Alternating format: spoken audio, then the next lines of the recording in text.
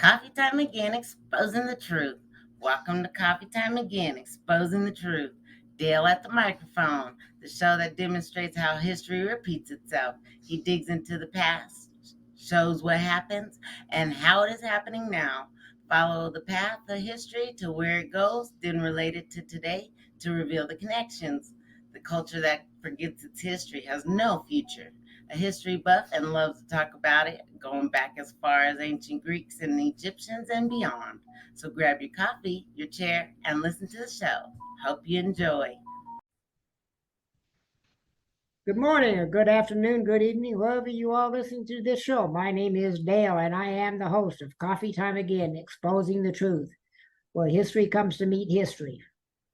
And today we're talking with JJ Carnell again, talking to JJ again, because he's got more to say about what's going on in the border. And I'm really, really concerned about the border, and I think we all need to be concerned about it.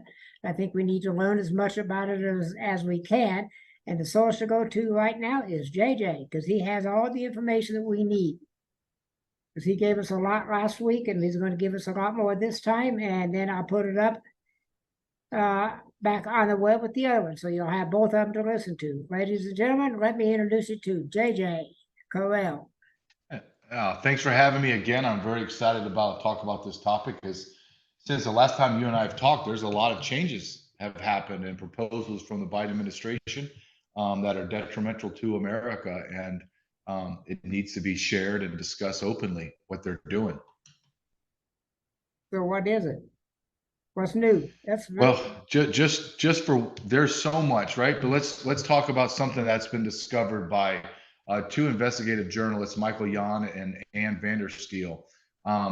They found in Brownsville, Texas, which is a border town, they found two Walmarts, right? They don't have the Walmart logos on it, but it's one of those big Walmart stores, right? That has been abandoned or the lease ran out. They have been turned into giant holding facilities of unaccompanied children. 5,000 boys in one, 5,000 girls in the other. No one's allowed. It has no markings on it. They have guards outside, and they have a whistleblower that was working as one of the chaperones. And he said the rule was one chaperone per 5 children. However, that could jump to 10. And they would get on planes with these minors, and then sometimes their plane flights would get delayed and they'd have to stay overnight. So then these chaperones would stay in hotels with boys and girls. Okay? Now, here's where it gets even sicker, if you will, is he's claiming, their whistleblowers claiming that. And before I go any further, Michael Yon and Ann Vandersteel, their reputations are sterling. There's nobody questions them. They're not conspiracy theorists. They're not rambling flamethrowers. They're just, this is what's happening, and this is where you can get the evidence to prove it. Their chaperone, their whistleblower says, hey, the vast majority of these kids that I'm traveling with and giving them to their sponsors are all very wealthy people living in very wealthy neighborhoods. Isn't that interesting? Yeah. Why are these elite wealthy people going to get migrant children? There's a lot of foster care kids needed, right? Yeah. But no, they don't want them. They want kids to come live with them from foreign nations where there's nobody checking up on them.